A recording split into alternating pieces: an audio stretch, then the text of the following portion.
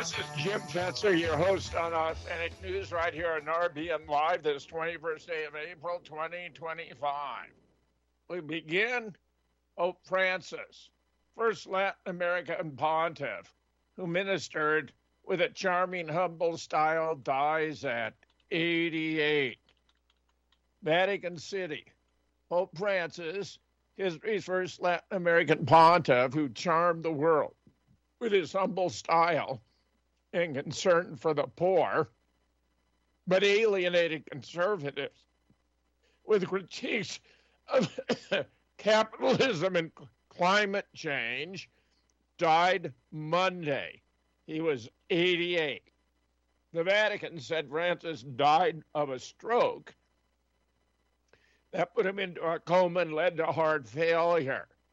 Bells tolled in Catholic churches from his native Argentina to the Philippines and across Rome as news spread to the world.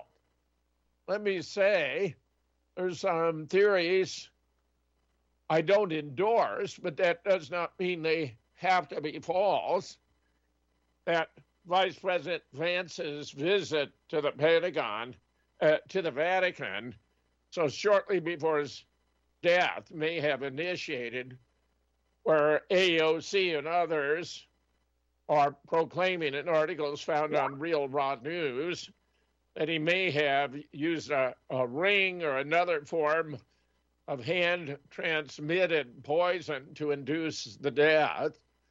When asked about why that would be the case, the reason might be that he was supportive of migration. He was opposed to deportation. And of course, he's all wrong about climate change. I mean, really, really unreal. However, I'm not taking those stories seriously. I'm letting you know they're out there, and perhaps we will return on occasion. Meanwhile, the truth seeker reports truth.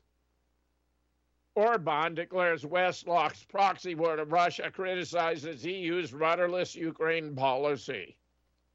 Hungarian PM Viktor Orban has delivered one of his most candid assessments yet of the West's involvement in the Ukraine conflict, asserting the West has effectively lost a proxy war with Russia. In a wide-ranging interview published on April 17th on Hungary's OT YouTube channel, Orban echoed the sentiments long promoted by Moscow that the war in Ukraine is not merely a local or regional conflict, but geopolitical contest between Russia and the collective West, with Ukraine as its unfortunate battleground. No doubt he's got it right.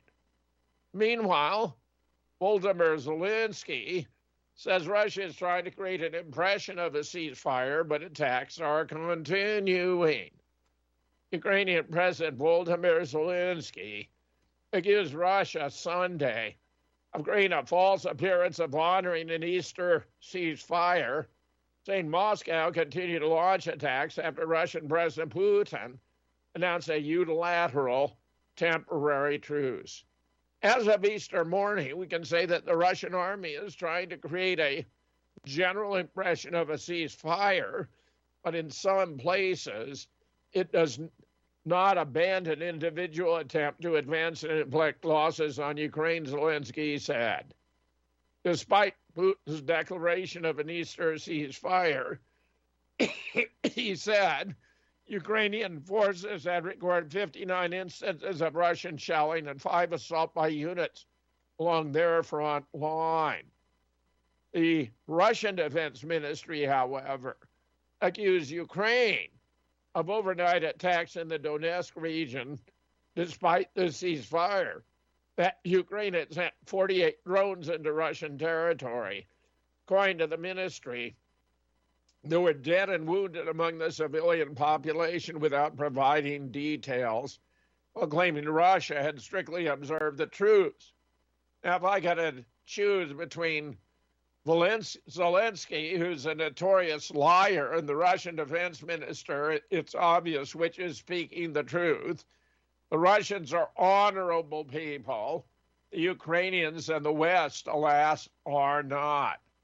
Meanwhile, U.S. offers Russia sanctions relief for peace, but warns Trump could move on. The U.S. is once again pushing a Ukrainian peace proposal that would effectively freeze the war. Importantly, with Ukrainian territories now held by Russia remaining under Moscow's control, something the Zelensky government is likely going to reject. White House patience is wearing thin. They've lost the war. The Trump admin has presented allies with the outline of a potential peace deal between Russia and Ukraine, which, according to Bloomberg, offers to ease sanctions on Moscow if a lasting ceasefire were achieved. But the Kremlin has to agree to stop fighting, and one U.S. official cited in reports underscoring this is not being presented as a definitive settlement. European country allies won't necessarily recognize the occupied territories as Russia, so this is not likely to fully satisfy either warring side. And of course, we know the Russian position. They want to maintain the territories they've taken. They want Ukraine to never be a part of NATO. And, more difficult, they want a demilitarization of Ukraine and, most importantly, denazification. Meanwhile, Hal Turner reports Rubio will walk away from Russia-Ukraine peace efforts if no results soon, Hal Turner writes. Secretary of State Rubio said today U.S. would walk away from efforts to negotiate peace if tangible results do not come soon. Trump will abandon his Ukraine peace push if no progress is made within a matter of days, according to Secretary of State Rubio. We're not going to continue with this endeavor for weeks or months on end. So we need to determine very quickly whether or not this is doable in the next few weeks. And of course, if those are the conditions, it will not be. Meanwhile, we have South Front reporting great diplomatic shift in Ukrainian war. Here's what South Front, a highly reliable source, has to say. European countries are joining the negotiation process on the conflict in Ukraine on April 17th. Paris hosted a series of high-level meetings involving the U.S., EU leaders, the UK, and a Ukrainian delegation. Key discussion includes ceasefire monitoring mechanism, the potential deployment of multinational peacekeeping force, and future security arrangements. I guarantee Russia will not agree to a multinational peacekeeping force. So this is one more pipe dream. Meanwhile, Israel vows to block Iran's nukes, whatever it takes. Israeli Defense Minister Israel Katz declared today Israel will do whatever it takes to stop Iran from acquiring nuclear weapons, reaffirming a hardline stance just after reports surfaced. Trump blocked a proposed Israeli strike. But pay attention here.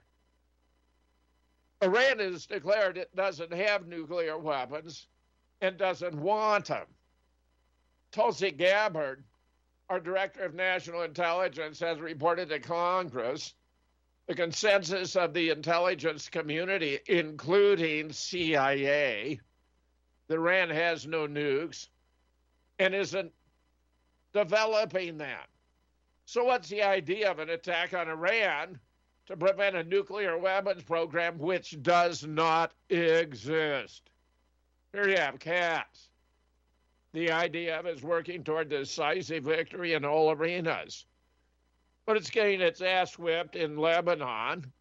It's unable to defeat Hamas. Even the U.S. can't take out the Houthis. So how can Israel contemplate a decisive victory in all arenas, including strikes it might undertake on Iran?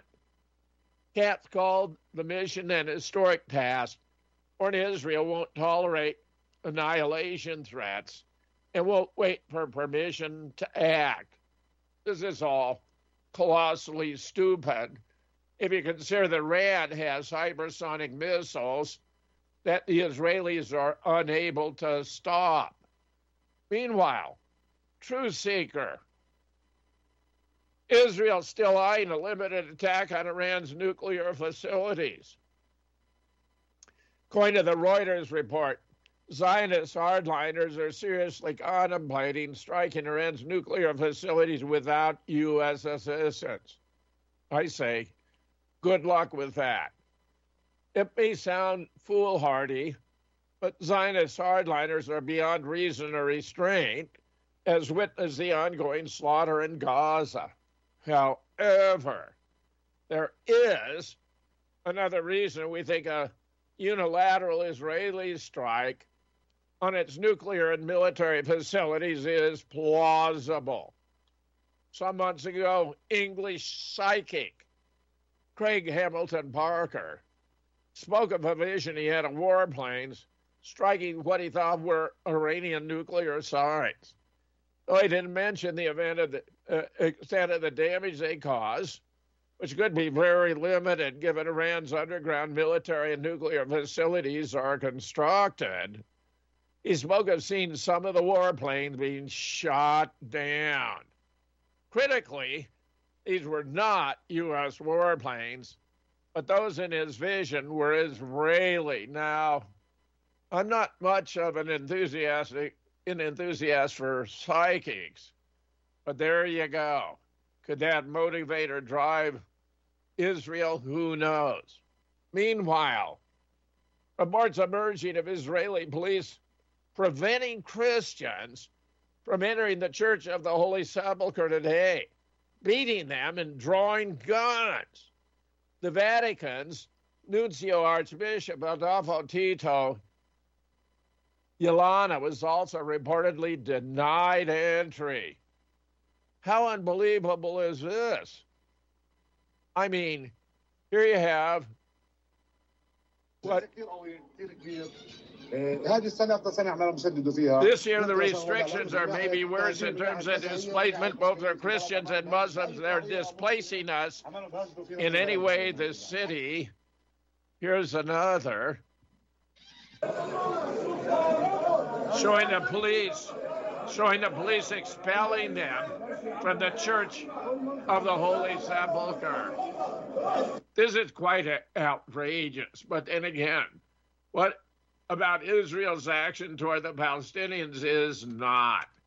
Meanwhile, there's no fixing this. Check it out. A wise man once said, just get away. Carmelo Anthony stabbed Austin Metcalf in the heart because Metcalf asked him to move out of the way. The real victim, Carmelo Anthony. He's been raised in a two-parent home, and we put God first in everything that we do. Took a knife to attract me and stabbed another kid in the heart over an argument. Just a nice, well-behaved Christian boy. Real outrage. Conservative operatives that have been posting non-stop bigotry and yet racism. Metcalf's father basically grovels to Anthony's family. I have compassion. This is not a race issue. Jeff Metcalf shows up at the press conference. Then they call him disrespectful. That was disrespectful. Was not invited, inappropriate. Get him kicked out by the police. Some are saying Anthony's trial is already prejudiced because there'll be another BLM mass violent rioting if he's convicted. He's raised nearly $500,000, had his bail massively reduced, being allowed to stay at home. Somehow we're meant to feel sympathy for him. A wise man once said, just get away. Well, that was out of sequence, but there it is. We got bizarre actions that appear to be rooted in Democrat sense of guilt over blacks to give them preferential treatment. This was a murder, a brutal murder of a student stabbed in the heart. But the student who was stabbed was white. The assailant who stabbed him was black. So who do you think the Democrats think was responsible? Who should be blamed? Not a tough call. Meanwhile, the crucifixion of Palestine with Michael J. Springman, Kevin Barrett introduced him. Today is Easter Sunday. 2 days ago on Good Friday, I had a very interesting conversation with Dennis Kucinich, former Cleveland mayor and Ohio congressman who ran for president twice, managed RFK Jr.'s presidential campaign through late 2023 and recently published an eloquent Good Friday article on the passion of Palestine. State Department whistleblower and author J. Michael Springman and I discussed Kucinich's article on a special Easter weekend edition of False Flag Weekly News. You can listen to or watch it above. Below the transcript of my conversation. Well, I'm a huge fan of Dennis Kucinich. From where I'm sitting, I'm looking at a photograph taken by a local talk show host where Dennis Kucinich came up into the audience during a lecture at an auditorium in Duluth, and he captured me looking up admiringly at Dennis Kucinich. When he was in Congress, I regarded him as the smartest man in Congress. So, of course, they had to get rid of him. They redrew his district and made sure he could not survive. Meanwhile, U.S. massacres civilian workers and paramedics in attack on Yemen fuel port. This is your tax dollars at work. At least 74, including 5 paramedics, were killed by U.S. bombing of the Ras Issa port in Hodai. Thursday night, U.S. bombed the Ras Issa fuel port in Yemen's Red Sea province of Hodai, targeting the facility with 2 attacks that killed dozens of children, workers, and paramedics. According to Yemen's health ministry, at least 80 people, including at least 5 paramedics, were killed, 150 wounded.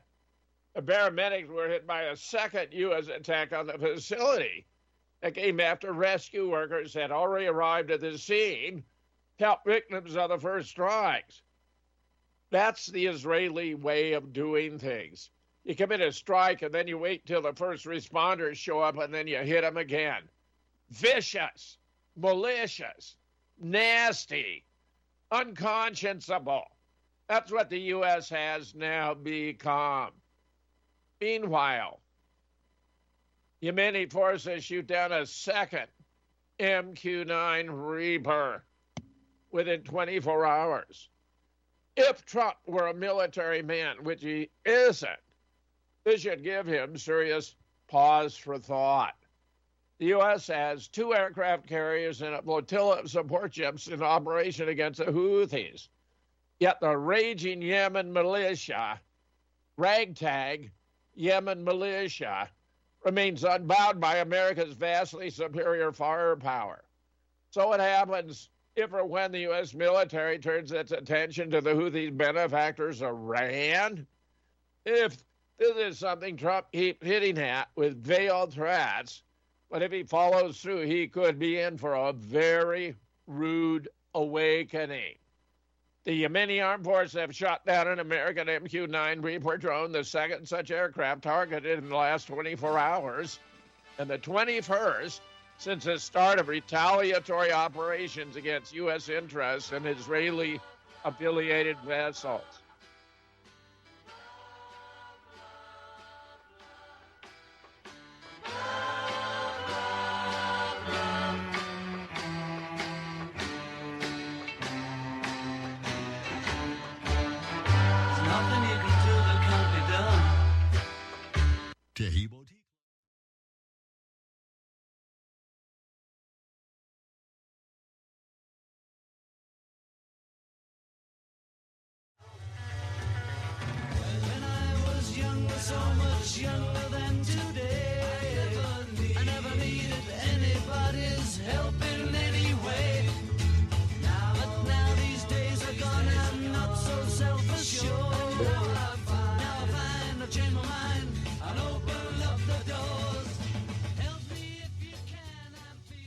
Well, get this.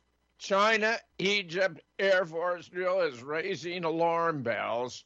Game-changing tech petrifies Israel and the U.S. Get this. Between China and Egypt.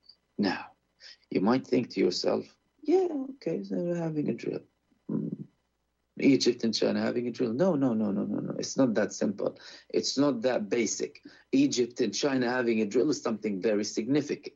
China is the first enemy of the United States, who supports Egypt every day. China is the biggest threat to the United States, in the words of the United States, by the way. Not as if they are really intending to do anything. It's actually the United States who is hostile constantly with China and the rest of the world. But this is how the United States considers them. Isn't Trump conducting now a failed tariff war against them and getting a massive beating and repercussion, with China preventing the supply of precious metals, not only to the United States, but to other countries too, are necessary for so many advanced parts to do with technology, arms, everything important nowadays. Why is Egypt having a drill with China? Well, the ties between Egypt and China have been increasing for a very long time. Egypt has been trying to diversify its relations with other countries, not wanting to have a single approach in relation to their army. And they went to Russia, they went to European countries, they went to China. When they tried to do certain things with Russia, they faced obstacles from the United States because the United States had sanctions against Russia. So at one point, Egypt tried to obtain the F-35, the Su-35. And the United States told them, if you want to purchase the Su-35, that means you will be facing sanctions from us because you will be dealing with a country that has sanctions. Why are they even trying to go to... I'm very impressed. China is beginning to assert itself militarily in the Middle East. This suggests to me China could come to the aid of the Palestinians. Most certainly will come to the aid of Iran. Meanwhile, China slams new U.S. port fees, forms of harm to American consumers. I've heard some complaints already. Beijing urges end to wrongdoings as Washington targets Chinese dominance in the shipping industry. China Friday criticized the U.S. over newly imposed port fees, warning the measure will ultimately hurt American consumers and disrupt global trade, according to state-run Global Times. Port fees raise global shipping costs, disrupt supply chain stability, and increase inflationary pressures in the U.S., ultimately harming American consumers and businesses without revitalizing the U.S. shipbuilding industry, said Chinese Foreign Ministry spokesman Lin Jin. Yes, I think that's right. Meanwhile, get this. Explosion rocks Northrop Grumman rocket testing complex. An explosion, this is way back on Wednesday, destroyed a building at Northrop Grumman rocket testing complex in northern Utah. According to Air and Space Force magazine, Northrop Grumman's Innovation System plant in Promontory, Utah, is where the company manufactures solid rocket motors for government and commercial consumers. Here's a report about it. Olga Nestorova, April 16 explosion destroyed building at Northrop Grumman's innovative system plants in Promontory, Utah, where it makes solid rocket motors. Northrop's innovative system accounted for nearly 90% of the SRM capacity in the U.S., supporting Air Force, NASA, and commercial space launches. Here's a video.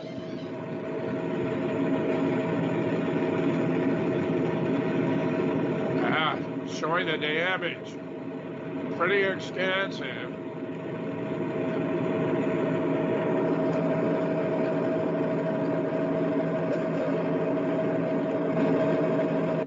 My understanding is this is a vital facility for the United States to develop, take innovations in rocketry, propulsion systems, and the like.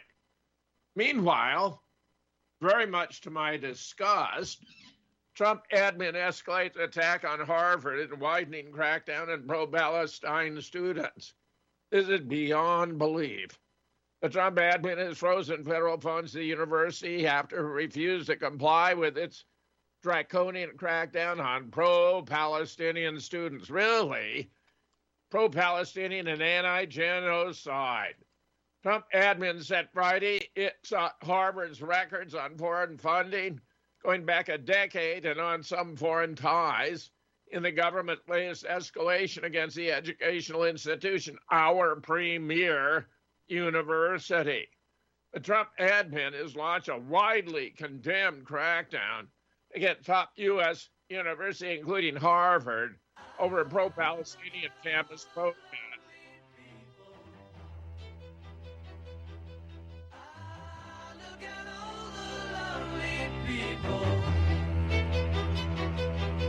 Eleanor Rigby picks up the rice in the church where a wedding has been.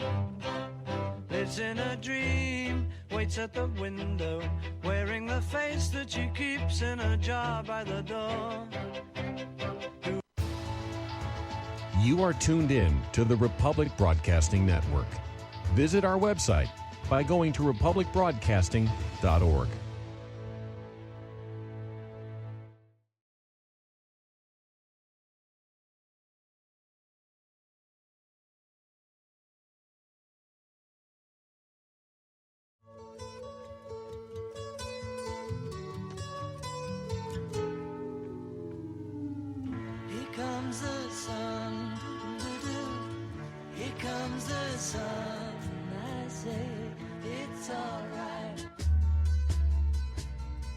Well, public sentiment for Trump border policy has surged as border crossing dropped 95% since 2024.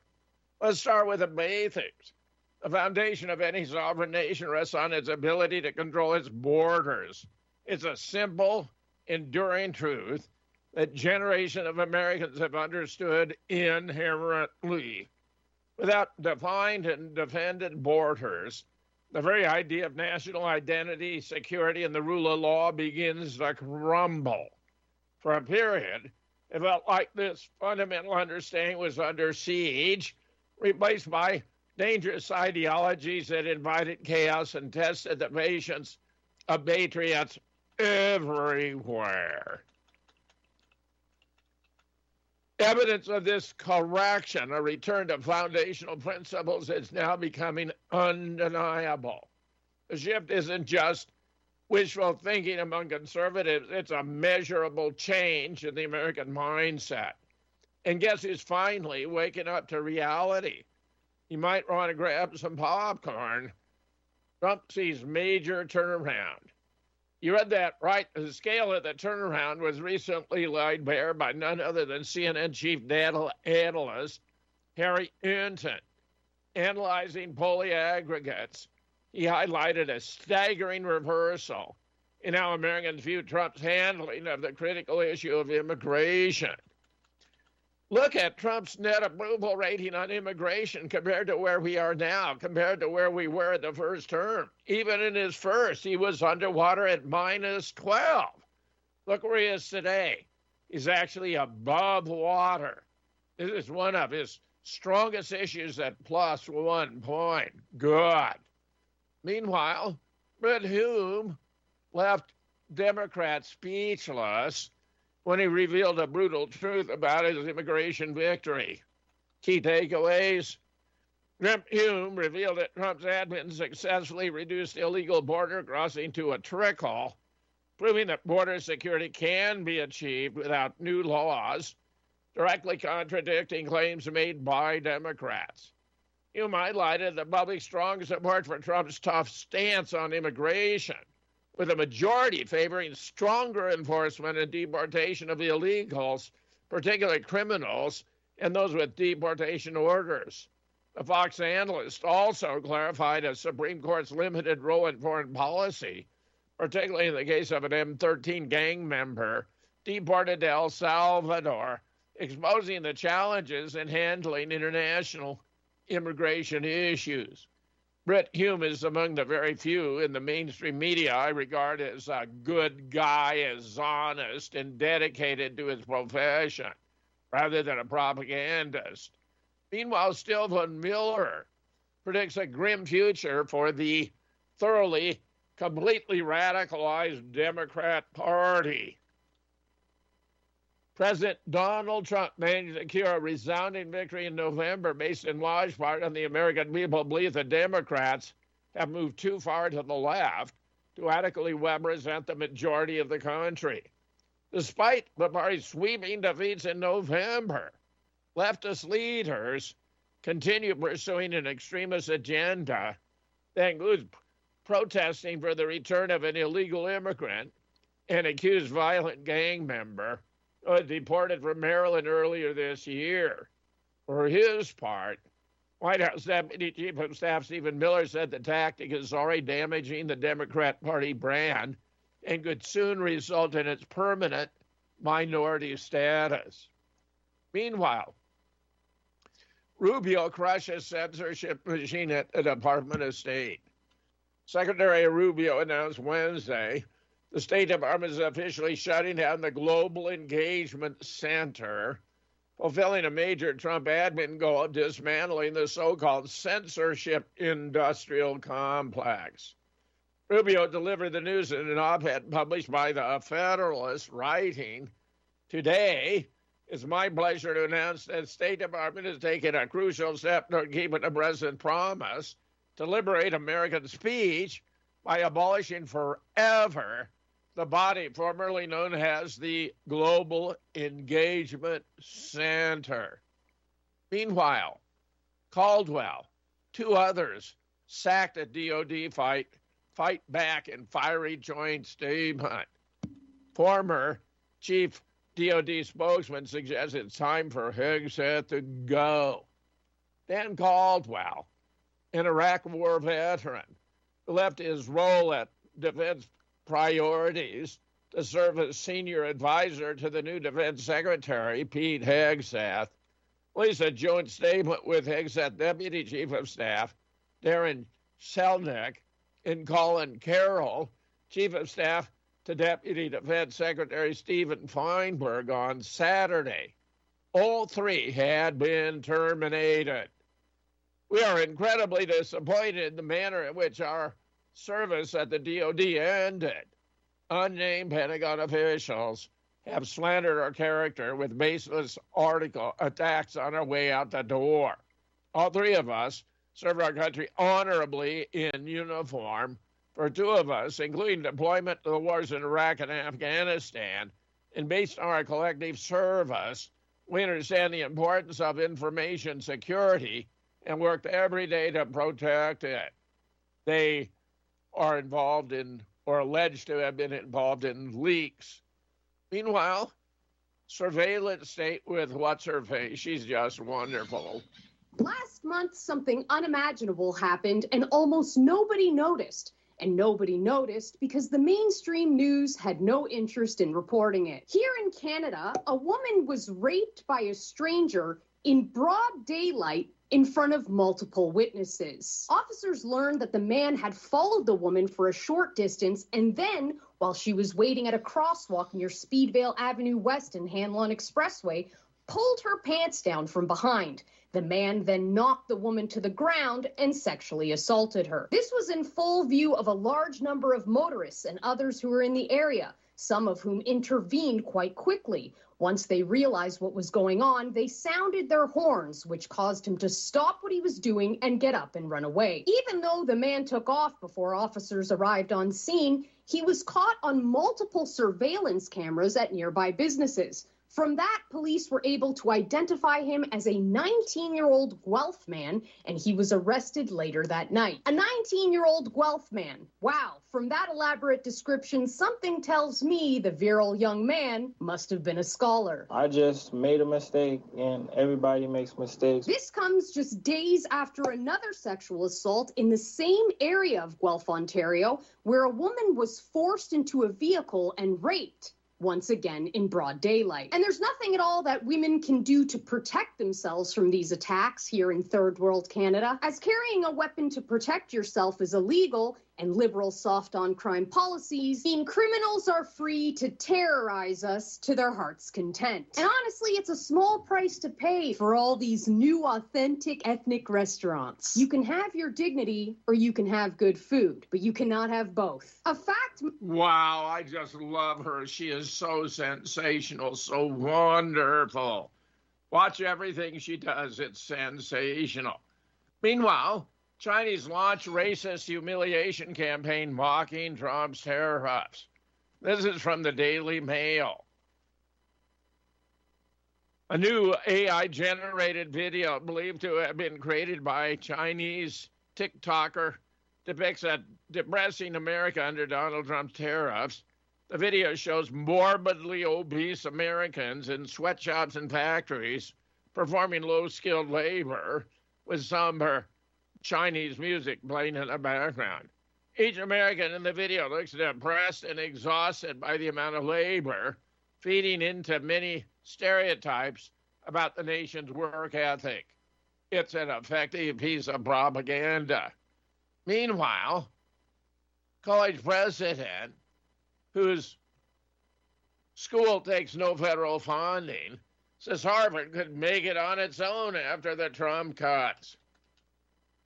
The president of a prominent Christian college in Michigan reacted Thursday to President Trump's battle with Harvard and the billions it stands to lose due to a federal funding freeze over its response to on-campus anti-Semitism. Remember, that's a misdescription.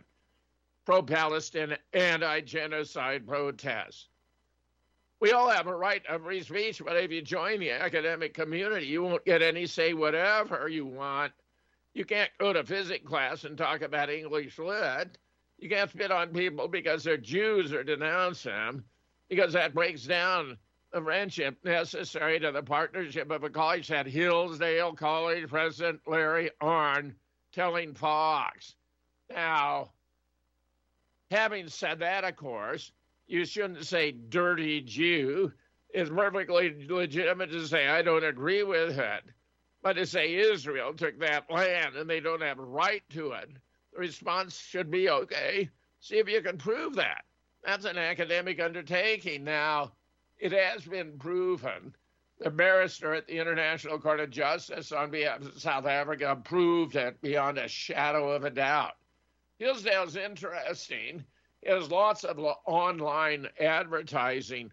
I like that, what they were doing so much that I even proposed they might have me offer a course on critical thinking via conspiracy theories, where I taught the principles of critical thinking by looking at theories about the moon landing, did we go or not, JFK, was Lee Oswald the responsible party, 9/11, did 19 Islamic terrorists under the control of Osama bin Laden attack America?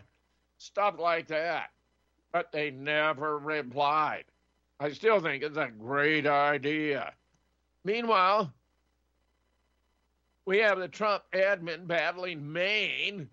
I've been very disappointed in Maine over women's sports rights, because Maine is saying they're going to hang on. They're going to let men participate. Here's a video about it. Maine Representative Laura Libby, as well as ambassador for the Independent Women's Forum and former D1 athlete Lanae Seltz. Great to have you both with us this morning. Representative, I'll start with you. So this is a lawsuit from the administration filed against your state's education department. How are the people of Maine feeling about this? The people of Maine do not support Governor Mills' reckless decision here to continue to allow biological males in girls' sports and to continue to discriminate against Maine women and girls. They want to see this end. Polling shows that very clearly. 2/3 of Mainers do not want biological males participating in girls' sports. And so they would like to see common sense prevail, our governor back down, and our funding be restored. Yeah, Lanae, I mean, you've been fighting this issue for a really long time. I mean, in 2020, you raced a biological male at an NCAA D1 track meet. I mean, how did it feel to stand by the Attorney General as she made this announcement, finally looking into the things that you lived and dealt with every day? It was liberating, yes, but it also is kind of a joke to think that 6 years after I brought this to the NCAA to bring attention to this issue, to explain that women and girls all across the country, not only at the collegiate level, but at the state and local level as well, are being displaced, yet we still are here. AG Bondi said it eloquently yesterday. She does not want to sue anybody, but they are basically putting her hand to the fire by not complying with President Trump's executive order that he signed, not complying with federal law. So as exciting as it was to be there to see someone fighting for us at the forefront of this issue, it shouldn't have to be this way. Yeah. Let me just add, I think the NCAA has fallen far short of its responsibility here to have rational, sane policies. They know damn well biological males have inherent advantages over women. That is wrong. But the NCAA continues to enforce these absurd policies. I expect they are going to be subject to a major lawsuit, which they overwhelmingly deserve. Meanwhile, Bush-era crop creature revealed to be key figure in Oklahoma bombing cover-up. Are you surprised? Zero Hedge. As I have always said, the only difference between the KGB and the FBI is the KGB never claimed to be a legitimate law enforcement agency, said Jesse Trentacue. Readers may know the name John Ashcroft, Attorney General under George W. Bush. Well, good old Ashcroft was at the heart of a high-profile cover-up, the Oklahoma City bombing. According to attorney Jesse Trentacue, the following comes from a court filing provided to Zero Hedge by Trentacue, attorney to the Oklahoma City bombing accomplice Terry Nichols, who was supposed to have used that fertilizer bomb. I guarantee you it wasn't done by a fertilizer bomb. It may have even been a mini nuke. That was a massive building. Here we have some rare footage of the Oklahoma City bombing. Let's take a look at what we have here. Officially, Timothy McVeigh exploded a truck bomb in front of the Murrah building in 1995 to avenge the death of his friends from Waco. He was convicted of General Ben Parton is retired now, but he was one of the military's experts on explosives. Based on his experience, he did not believe that a mixture of fertilizer and fuel oil exploding in the street could have been responsible for the pulverized concrete at the Murrah building. General Parton calculated the pressure from McVeigh's bomb at various distances. He created this chart to show the pressures. McVeigh's truck bomb is at the bottom of this chart. The columns that supported this building are shown as solid rectangles. The red rectangles are the columns that collapsed. The collapsed columns are in the area shaded with red. One of the columns that was pulverized was so far from the bomb that the pressure would have been only 27 pounds per square inch. Is this starting to sound familiar? One explosion. Now look at the footage from the day. Huge. About the succession, or what someone obviously hoped would be a succession of explosions. The first bomb that was in the federal building did go off. It did the damage that you see right there. The second explosive was found and diffused. The third explosive that was found, and they are working on right now as we speak, I understand, both the second and third explosives, if you can imagine this, were larger than the first. Let me just add, we have footage of firefighters carrying files out of the building rather than tending to the wounded. And they were files related to Bill Clinton's service as governor in Arkansas over the Mena, Arkansas drug trafficking. This appears to have been a Hillary-inspired op, to the best of my ability to put it together. And they had unexploded explosives that the firemen were also carrying out, attached to other of the support members. We'll be right back.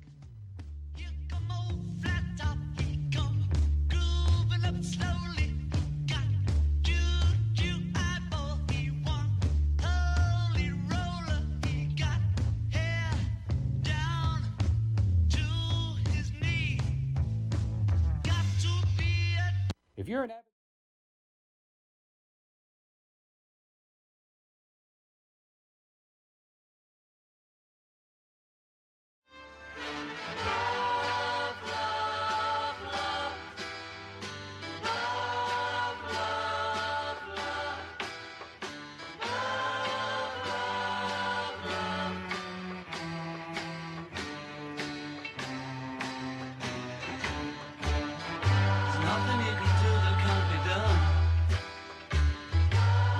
you can sing that can't be sung. Nothing you can say, but you can learn how to play the game. It's easy. 5 final stories. The failure of the expert class, again in relation to the coronavirus crisis. I'll return to that. Criminal referral requests filed against Fauci and top COVID officials in 7 states, richly deserved. Active shooter, Florida State University, Tallahassee. Sheriff deputy's son used deputy's gun for the shooting. Danny Siras, longtime law enforcement, tells me this appears to be another staged fake event. I wanted to have Danny on this morning on my Raw Deal show, but we weren't able to connect. I'll bring him back. We'll do it. RFK bombshell? Space and Missile Command again? Not at all sure what we got here. We got a sign, BlackRock, Ukraine Sniper Day. In our investigation of various military live exercises in the U.S., we joked about how the Army Missile Command in Redstone Arsenal, Alabama. We got Trump having declassified over 10,000 pages of long classified docs related to the 68 assassination of RFK. What do they really reveal? I will get back to that as well. Meanwhile, mini fakery with Blue Origins, fake space. San Jose, this, Buffalo, Toledo, Jimmy Dore, I love him. Ottawa, Manchester, Glasgow, cock. Cock. Shouldn't it? Let me say, without a doubt, that was a fake. Meanwhile, going back to the failure of the expert class, again, hear this. This past week, The Atlantic ran an excellent, helpful, and important piece by David Zevig, excerpted from his forthcoming book, An Abundance of Caution, which is, at least superficially, about the coronavirus pandemic and the school closures it prompted. Zevig denies it's about the pandemic specifically, saying it is rather about the failure of the expert class. Whatever the case, Zevig is unsparing in his criticism. Without sufficient acknowledgement of the harm of school closure or adequate planning for unwinding this intervention, officials showed that their decision to close were simply reactive rather than carefully considered. The decision makers set a radical project in motion with no plan on how to stop it. In effect, officials steered a car off the road through a cinder block on the accelerator, then jumped out of the vehicle with passengers still in the back. No one was in the front or even knew how to unstick the pedal. The main point of Zevig's case is that the so-called expert class was not particularly expert in this instance.